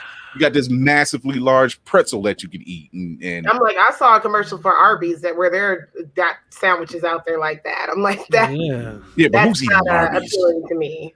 Somebody, because they're still in business. They're still in business. I know. I'm like, who is just really like? Who's like, baby, what do you want for dinner? I want Arby's. And I think, was it Arby's or was it Dairy? One of the places bought another one, and I think everybody was like, wait a minute, who eats there enough to where you got this money to be like? Arby's was buying stuff. Was it Arby's buying? Yeah, they bought somebody. Like, how the fuck is Arby's out here just buying up shit? Arby's bought Disney. We gonna be like, what? The Arby's bought Arby's secretly. That was our plan. The entire time. We wanted everybody to think we were a small mom and pop stupid ass roast beef sandwich place, but nope. Meanwhile, we have Bing Rames doing our voiceovers. You know, pretty Arby's. We all. I worked there. That place is weird, yo. Well, and they went from straight fries and curly fries to crinkle cut fries and like curly fries. Like, how do y'all? And then they roast beef methods. Y'all don't even want to know. But anywho, I ain't a whistleblower. I don't want no hot meat sandwich. You said you don't do fast food? No, I don't eat that. I haven't drank pop since I was 14. That's dedication shit. Yeah. I don't eat pork. I don't eat none of that shit. Nothing. I do love a good bacon. You got so quiet. It was like after knowing. I mean, like I said, I've been a chef, so like even chicken, like I'm worried about. Like chicken, there's a lot of chicken that has tumors in it. Yeah, a lot of people don't know that. But pork, the parasites don't die even when it's fried or cooked in grease in high temperature. And parasites stay in there, so them parasites enter your body. You turning this off to bacon? Well, not really, but hey, I'm like, you work out for a day, and then tomorrow morning, I'm like, who's leaving bacon? Not me. Yeah, a lot of people won't. So. Never heard about like some food and then been like, I can't eat that shit no more because I know I've been that way. Yeah, chitlins. Yeah. Well, that's agreeable. Most people aren't on that shit. You know what else? White Castle. I think it was pop. That's what it was. Pop. Some people call soda or pop. We call it pop. So we call it pop over here. Yeah. Okay. Good. So that's what it is. It's pop. So pop. So when people, when I was 14, and I seen them boil the Coca-Cola and it turned into tar. Yeah, that's when that's literally grills with Coca-Cola. Yeah, toilets with Coca-Cola. Like people, like the restaurant business, like they put Coca-Cola on the grill. Yeah. That's why I stopped. I don't drink Coke. I'm like thinking about what pop does to your body. The acids alone. Yeah, I can't. I don't drink. I'm not big on pop anyway. Alcohol, that's a different story. And therein lies. Tier I'm still waiting. I only drink tequila. That's all I drink, tequila. I knew there was a reason I like this man. I knew there was a reason why tequila. I'm trying to turn the masses no over hangover. No hangover, no nothing. Tequila is nice, but adults drink bourbon. You drink real drinks. Tequila is people drink bourbon. What'd you say? People who beat their dogs, kiss their dogs, and beat their wives drink bourbon. I only did it one time because dinner was cold. Exactly. Willie Nelson. Nobody drinking bourbon. Travis Tritt. Oh my god! I drink Tijuana. That's my tequila of choice. But I'm a alcohol. So they trying to get people to come on over to that side, man. The Rock makes a good tequila. I'm still waiting on. They shouted me out, and you know what I'm saying, like my picture on Instagram. So I'm moving up, man. One day I'm gonna be a spokesman for Tijuana, and y'all gonna be laughing because they're gonna like, ain't no bourbon at this party. And Brandon gonna be like, oh man, I gotta go. I'll be back there with Dwayne and them anyway. VIP baby, I ain't worried about it. We know. We'll find a way. It's my party and she kicking it with the Rock while I'm out here hocking tequila. Like, you know that guy? That guy that took the picture with the hoodie? I don't know him. But I don't know him. So DC, I know you're gonna love this because I said it I didn't even say it all in the message, but you probably seen it. But guess who's teaming up for next year? With what? Oh yeah. IP. Oh man, so, that guy Donnie Yen, amazing. Donnie Yen is teaming up with Keanu Reeves to be in John Wick 4. What? And here's the thing: they're not enemies. He's actually somebody that knows. He knows what John is going through. So I kind of wanted to be enemies because that would have been an epic ass fight. That would have been it would have been a killer ass fight. But now that we know he's not an enemy of John, but you don't know, they might have something in the film where they try to make them go against each other a little bit. Oh yeah, because I mean they done that every movie. Wasn't Terrence Howard in the last one? Come on, John Wick, man. Not Terrence, not Lucius Lyon. Not Lucius Lyon. Come on, John, are you back? Oh God. Oh my God. But yeah. He's set to portray an old friend of Mr. Wicks, a mysterious and who shares his same history and many of the same enemies, which means they'll likely expect some epic action from the duo Memorial Day of next year. That's gonna go in. I love Keanu. He's ain't they dropping so they dropping the Matrix the same night. I think they changed their date. I think they changed their date. They might have changed their both date. Movies at the same day. But who's that under Warner? Oh, Warner Brothers. Warner Brothers, yeah. They both under Warner Brothers. They could drop them same day. Yeah, that was the plan. The plan was to drop them both same day. Well, we know Warner Brothers in their plans. That's but here's what's crazy. They good with everything but DC. Like, I don't get it. Like, how can you let everything else? I don't. They don't either. So they're just not good with superheroes. Yeah, somebody I know. So yeah, but that's gonna be intense. I am ready to see some of that shit. That's oh my God. I can't get it out of my head now. So I can't, it's in my head. It's stuck there. So Brandy, we have a giveaway. We do? We do? Do we? Shit, no, he mentioned the giveaway, and I was like, I was the one that was actually supposed to do a video with it, but instead, I just spent time trying to do laundry at my mom's house. No cap. Now, had that be me, guys, I would have been getting 10 flogs and a donkey. No, we are about keeping it real here. Hold on, wait, 10 flogs. We'll keep it real. Where's the donkey come from? I don't know. I don't prescribe the beaten ass monthly. That's just shit that just happened. It just happened. I do get to DC because DC will give. He's so talented, especially after he graduated media school, and there's so much he can do. And DC, well, I said like that, I couldn't do it before. Like, what'd you say? He was unable to do it until he graduated school. He was a dumbass. It wasn't until then where he was actually unintentional shade. Like, he does so much talented stuff, especially since he graduated school with his dumbass. No. Because I think you have to be a certain amount of talented to even go to the media school and then be more productive after the fact. That's all I'm saying. But you're also like a Category 5 storm and shit be everywhere. So, of course, I'm going to get on you sometimes because sometimes you need to reel it in and focus. And you need somebody to help him focus. I'm a spray and pay kind of shooter. Just shoot my shots and hope I hit something. And that's a problem. That could be a problem. That's how I work. I can't help it. I do a lot of stuff at once and then throw it out there. But you know what? A good manager knows the team and knows the, strengths and weaknesses in certain areas. So we save you for certain shit. But you're right. Had I known that was you. Blambo. You don't call me unless you need shit done in the last minute. Like, if it's dire needs, that's when I get called. Like, we got this video we can't get done. Somebody call DC. No, they I come out of a helicopter. The light in the sky, and they call DC. We're like, it's just you need a video. Swear to me. Swear to me for the video. Oh my God. But yeah, he's right. I definitely probably would have talked a bit of shit. So sorry, not sorry. But anyway, we are doing the giveaway. I really get to get that off. So what'd you say? What's up, Courtney? Usually. Oh, hey, Courtney. We were just kind of dogging you earlier.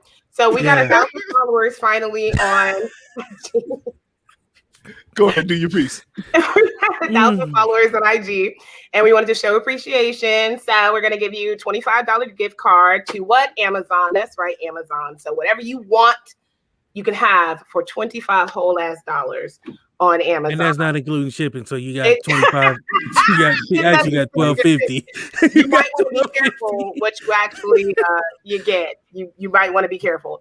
And maybe since we're working on merch still, we might have some t-shirts, a keychain. We still have to decide how we want to do that because I'm really feeling Zeke's little sweater. But I also know I do kind of need. I'm a hoodie guy, so if I like that. Hold on, let's see the back. I don't know if you guys can see the back. Oh I need one now. Yeah, okay, there we go. Yep. Yeah. Not the Yeah. I'm a hoodie aficionado. I subscribe to that post. I love it. We need that shit. So hoodie monster. We'll have our avatars and whatnot on it, which is great. So, and in order to be entered for the contest, you got to make sure you're following us on IG, like us, subscribe to YouTube, and then repost in your story or on your page. And we're going to keep it running. I think you put June 12th. Yeah, is that next week? It is. Yeah. And also, you got to write why Scott Summers is a bitch. No. In 100 words or less. Yo, if I start seeing those, I ain't playing. Like, I'm such a criteria. Y'all can have your criteria, but that's my criteria. If you don't know who we're talking about, it's really Cyclops from X-Men, because some people don't even know his real name. That's the sad. That's the sad truth. That I know Isaac was like, "Who is Sky Summers? Cyclops, who's not?" He's the second one to say that on the show. He's not the most favorite X-Men, and I know you said you're disconnected from a lot of stuff that's going on now, but I'm pretty sure you remember X-Men and shit like that. Yeah. So you see how his face changed? He's like, Scott, Cyclops? That bitch. Because that's typically not somebody's favorite. If you're like, well, who's your favorite X-Men character? I'm leery of people that are like Cyclops. I'm like, why? Off the rip, like without it's the non-hesitation for me to be like, who's your favorite X-Men? I don't hesitate. Cyclops. Like, nigga, you want to take a second to think about that, brother? Like, you just jumped head first with Cyclops. Like, you let off the bat with Cyclops. Like, that to me is a psycho killer, and I can't trust you. I'm like, how do you pick Cyclops over like Nightcrawler, Juggernaut, Gambit, Wolverine, Storm, Jean? I'll take a Jean Grey. I'll take what's his name, Meek, the one dude who died, who could change. Why did I think about Meek Mill first? Take Meek Mill before. Yeah, pretty much. I know who you talk about. Morph. In the animated one, he died. Yeah, Morph. Yeah, Morph. I'll take a Morph. Was it Apocalypto? What was his name? That was in Apocalypse. The Apocalypse. The dude that that was his name. Yeah, their villain. Yeah, the villain. Yeah. Yeah, he was dope as hell. Okay, so that's your favorite. See, you can stay at the party. You can sit at the table because you bring barbecue sauce too. Yeah, exactly. It's the front seat at the table. Chef got to be there. Just the drummer and the chef. You always got to give something to. Whatever it is, you got to get a drummer sound. You got to get a drummer sound. Here in the black community, drummer and chef, then drummer, depending on what kind of party it is. It depends on the party, exactly. If it's a barbecue, it's got to be the chef. I would throw a DJ up there. The DJ ain't shit. It's the drummer that get the girl. DJs matter. I mean, I ain't saying they don't, but I mean, nowadays you got so many DJs. It's like Cyclops. It's just like some of them are just watered down. Like compare all of the DJs. I just come on now. No, the phone DJs. It's the phone DJs I have a problem with. You know them ones that just be playing shit off their phone. Like, don't really put no care into it. They play hoodie fire. You getting hoodie shout outs. They like the hoodie. That hoodie is fire. Appreciate it. My cousin's a DJ. I got love for DJs. I wanted to be a DJ back in the day. I still kind of do. I didn't realize my father, who joined the military for like 40 years as a Marine, was a fucking DJ. I saw the pictures. He looked like Bobby Brown on the ones and twos. I was like, how did you go from this to a Marine? So your dad was going from parties to hoo-ha. Listen, I never knew that. She's finding out so much about her dad. That I'm finding out so much stuff. I had posted he didn't want to go to Howard and had a full ride, and I was like, "You were second in the graduation class." I remember that picture. I was like, I didn't know none of this shit. And I feel like had I known, it definitely would have shaped how I thought about so much. As soon as I graduated, I feel like I would have had a different, mindset or hustle about me. I was just like, well, let me go get married and whatever. I was not thinking about anything else. Then I find out all this shit. I'm like, y'all were cool as hell. Parents, start telling y'all kids about y'all whole damn life. Please. True. Please do. Get them to a certain age where they can handle certain stuff. Tell them from jump. I tell my kids from jump. I'm like, this is my kids hate my truths. Flat out. They be like, "Damn, Dad, you did that? Yeah. Tell them the way Daddy you used did to the be way a whore." the way DC just said that is the same way I'm saying it. I'm just like, Yes, you Flat know, out. I Daddy. don't let those cards all out at the same time. I used to kick it wild and crazy, kids. Yes, Wild. Crazy kid. Those are the original Wild and Out girls. Yeah, those nights Oh, were. Anywho, Daddy's all better now. I was playing. Daddy's all better. So We make the jokes, but I'm for real about that. So No, seriously though, yeah, yeah. tell your kids about it. Like, you don't, because if you start seeing them do the same shit, Well, it's you just the did. same. You don't want them to mirror. You know what I'm saying? Exactly, If you would have had exactly. somebody who was there, like I know half the shit I did, it was just trial and error and trying to learn and trying to just figure out what works for me and what doesn't, which is cool. But if you have somebody there to help you, okay, don't put your hand on that fire, you're gonna get your hand burned. You're not gonna put your hand on that fire too many times. You might do it once and be like, I think they was lying. Oh shit, don't do it again. Yeah. You be like, no, when you do it on your own, you be like, did it hurt weren't because I telling did it me too fast or I stories. held it there too long? So now you just playing with that fire a couple times, like trying to move your hand out in and out to see, And you know what I'm saying? It's like a weird stigma still, and I think a lot of color communities, because it's that whole nothing leaves the house or you don't tell anybody nothing or whatever. And I'm hoping as the generations keep going, that dissipates with us as mental health is getting just more of a regular conversation, and we're being more transparent with our kids, where I can say, yo, this is what me and my ex-husband or your father went through, and this is how he was, this is how I was, and I don't want you to go through that shit. So choose a different path, rather than, in my head, I thought my parents were so perfect because I'm like, they both went into the Marine Corps and y'all making all this money and y'all seem like y'all had it together. And then, you know, you get in your 30s and I hear all this shit and I'm like, bitch, you was doing what? Negro, you was doing, y'all didn't tell me none of this. And I felt this pressure and weight on me, like I gotta be this because these they were like the Huxtables without the drugs allegations. I'm like, they was up there. Man, I let my son know now. Like, he's only 4, but I let him know now. Like, look, you ain't doing this. Like, this is what I did. Like, he has to know. Like, everything that I did, he's gonna know. Everything that he's doing, he's not gonna do because of what I did. Like, when I see him start doing stuff that I was doing, or he maybe thinking that he's about to do what I was doing, nah, that ain't happening because I know exactly what's gonna happen. What's the outcome. And then you also realize that's half of you. So as much as I may not like my ex-husband, I'm like, I know your father and I know me. And so that means I know you too. And what's crazy is that's y'all two together. So it ain't just like he got just you or just him. Right. He got both of y'all DNA together. So that shit's in there fighting temptations. Like, well, how did you know there was some little look, he in the other room too. So there was some little bitch on TikTok that I knew he was gonna like. And there's probably nothing wrong with the girl. I'm just being that mom. And then I described what she looked like, and he was like, how did you know I'd like that type of girl? Because you're my son. I know you.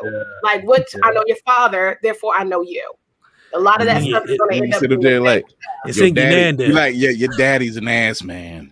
I know he's an ass man. No, actually, your daddy likes titties, so I already knew what you was going. That is a true assumption. But no, very true. What Zeke was saying is true though, because even at 4, you be like, I don't think he knows what I'm talking about. But then you start seeing as he gets to another age, like, okay, he really heard what I was saying. It's going to be, it's like in the back of his mind. It starts to get ingrained. Like, okay, if I hear this so many times, it's going to stick. He speak about stuff that he hears. If he hears me say something, he'll start saying it, and then to where it's point, I'm like, look, and then I'm like, damn, well, I just messed up because now I can't say something because now I know he's listening. So like I know exactly like he's at that age so much stuff up. Yeah, it's insane. And I'm like, damn, now I really got to be on point. But the thing about it is that the only thing my son knows I work out. He knows I'm all about my business, and he knows I'm there for him. That's the only 3 things that he'll ever have to know. That's the important stuff. He never I've never drank in front of him. He'll never see me drink. He'll never see me do anything crazy out of the ordinary because I seen all that when I was growing up. So I was like, I knew what that took. I thought that was okay to do. So I was getting older. I was like, this is okay. No one's telling me it's not.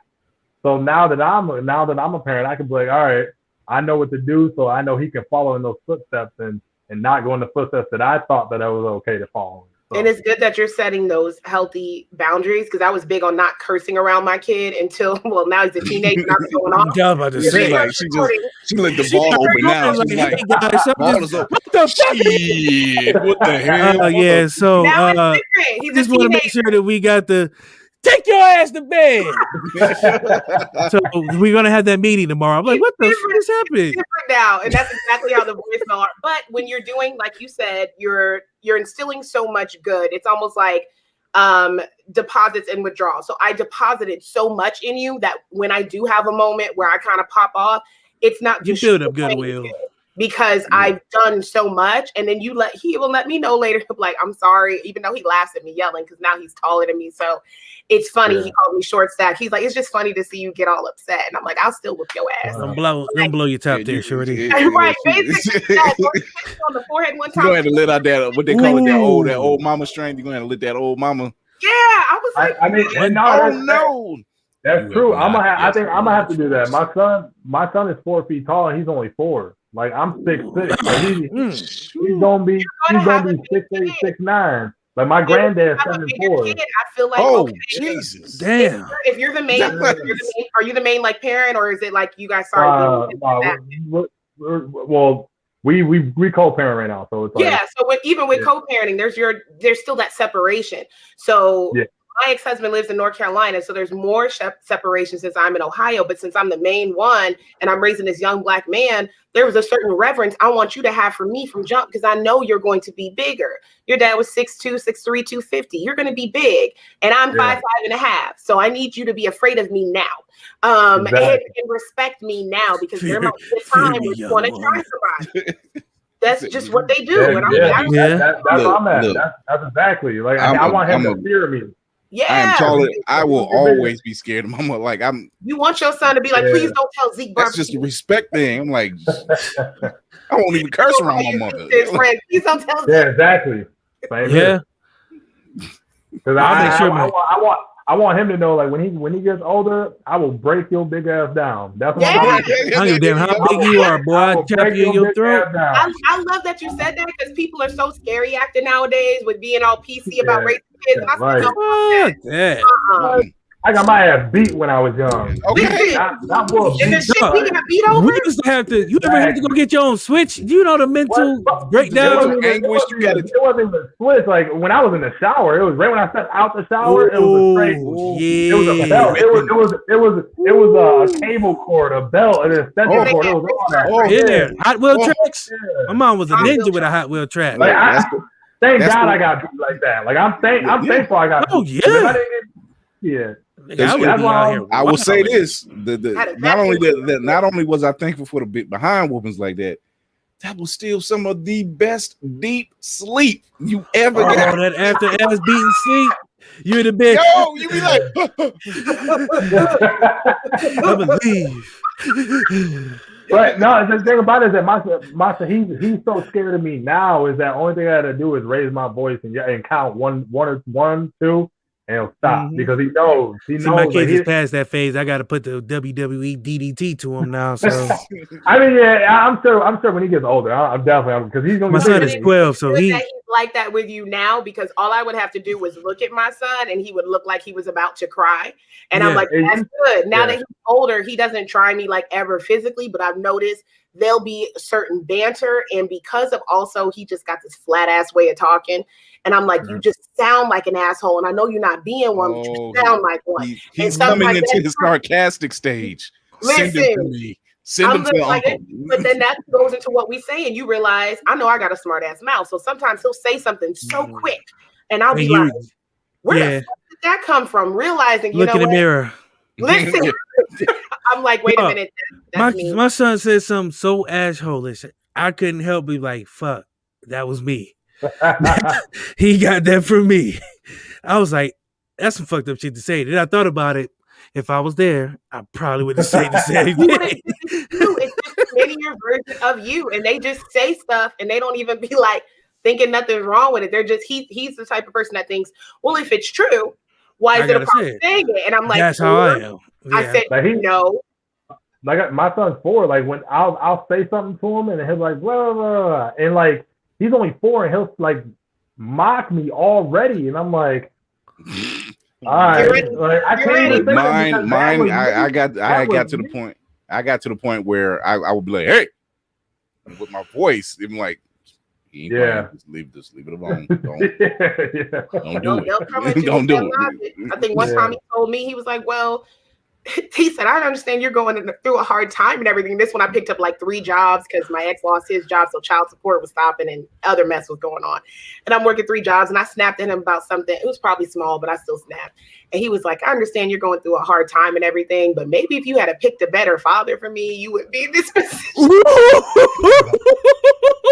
I said, not you. Wait a minute. Hold on. Wait.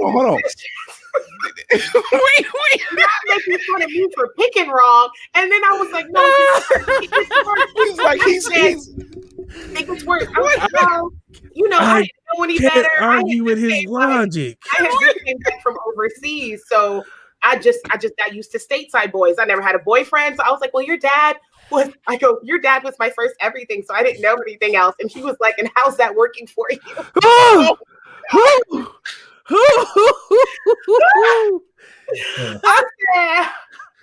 Yo, Brandy with the math equations going by her head. I was like, wait, what? Wait, the logic in that. The logic, though. You can't be mad because it's true. Nothing he said was wrong, but it was also like, it was his delivery. Fuck you, kid. Right. I'm I'm tripping off of the whole. Well, maybe if you picked a better father for me. Listen, but you know what? I'm always preaching to him about his decision. So I'm like, you're a young man now. I know sooner or later you're basically gonna be sticking your dick in bitches. So here's my thing: be careful about where you're dumping your cum, because once you choose that mom, I love her straightforward delivery. I love it. I have to, because I'm like, I'm not gonna trust your dad with how he delivers stuff, because your dad got kids everywhere. And I said, you see how stressed out he is. You see, son, if you just splatter here and there every now and then, you be all right. If you want to be more and not have to worry about as much, you got to be careful about the girl you choose. Yeah. Your circle and friends and the woman you choose, those are going to be 2 of the biggest things that makes a huge difference in your life. So I'm like, and as you're making fun of me for choosing the wrong one, you just make sure your ass chooses the right one. You make a different decision.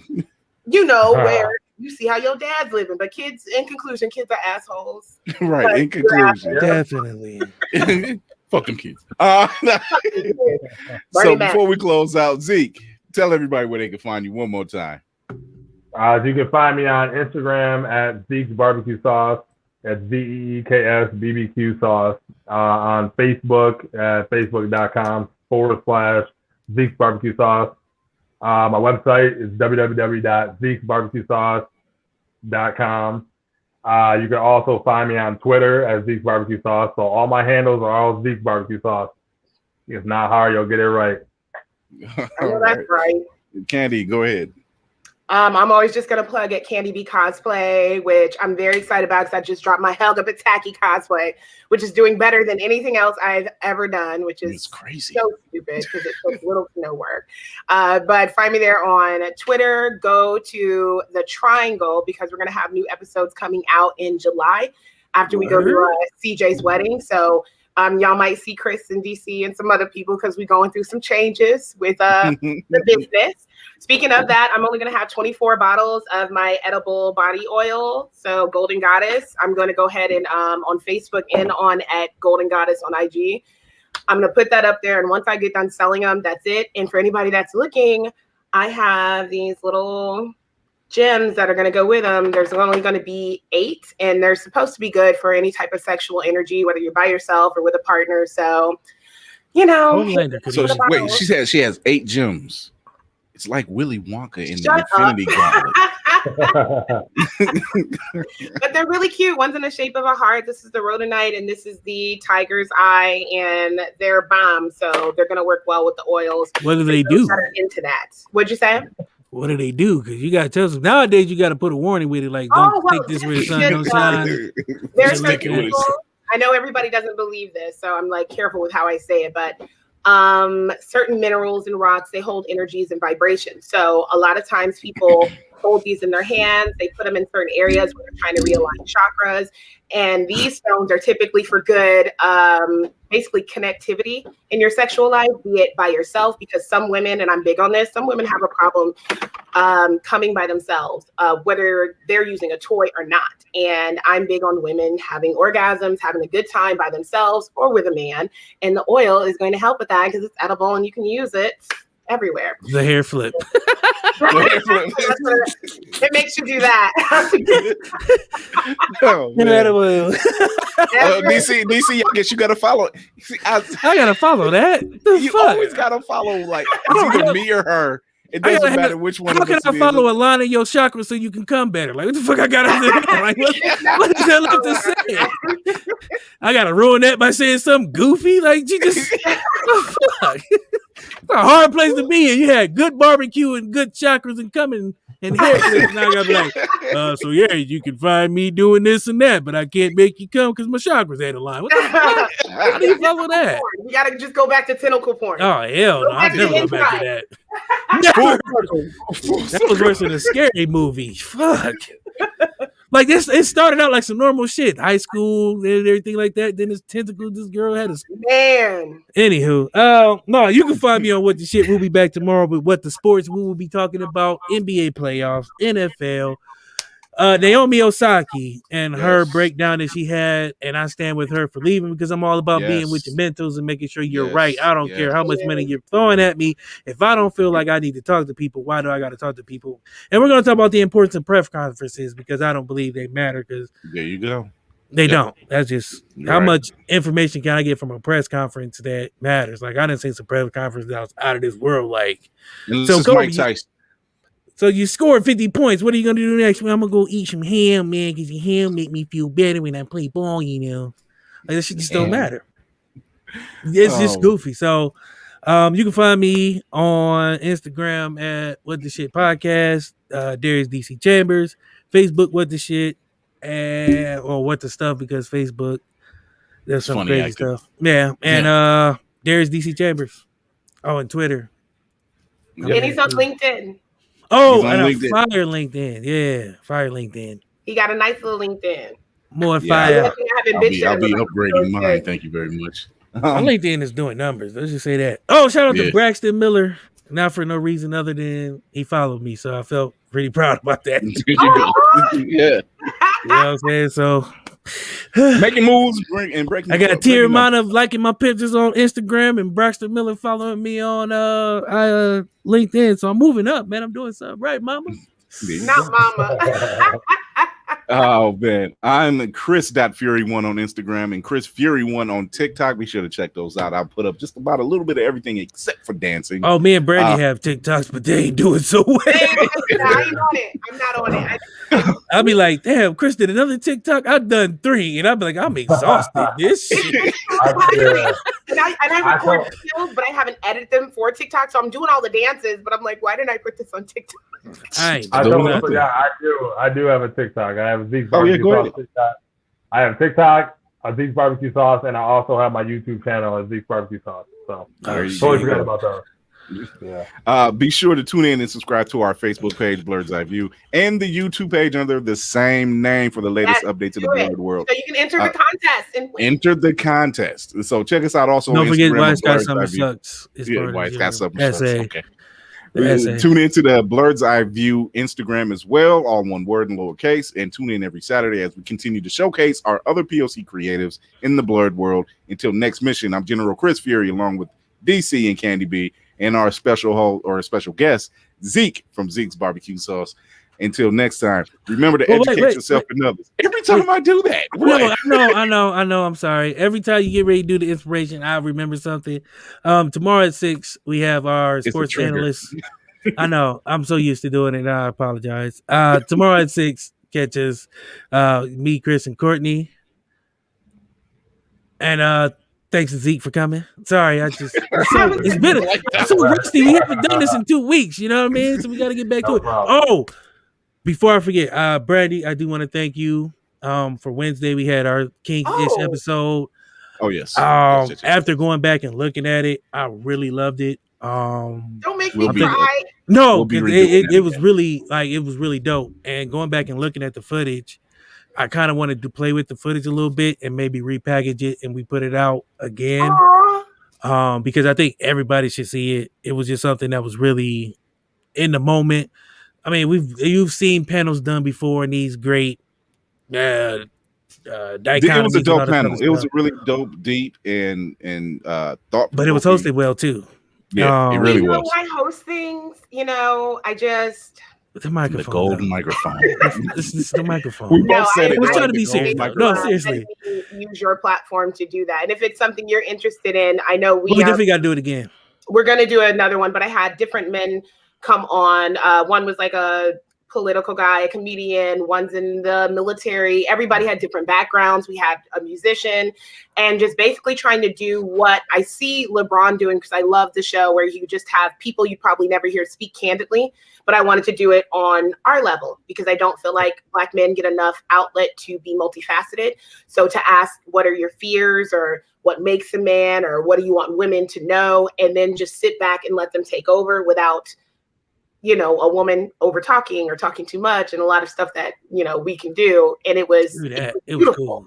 You guys did a really good job responding to it. So thank you, DC. We trusted you. We knew who to go to. Everyone should trust me. I bet, and me personally, I better trust you because you're my work wife, so I better trust you. Listen, blood in, blood out. I have trust issues, so whatever. No, but it was really it was really dope. Definitely want to do it again. I definitely want to get a Queens one going because I think women should be able to do the same thing. You're gonna have to get a man that can host it, that can shut us the fuck up, because we're gonna be talking. And you're gonna have to no. I don't even want a moderator. I just want to ask questions and let them go. Because I want them to be able to speak freely. Like, I don't want no moderation. I just want them to go. Well, saying it in a way to keep it going. That's what yeah. Going wherever they want it to go. Yeah, but we'll figure it out. Let Chris close out. Yeah. Sorry. So with all that positivity you just seen just there, right there, remember to educate yourself and others, entertain yourself and others, and most of all, encourage yourself and others. And until next mission, we're out of here. Brandy dance move. There it is.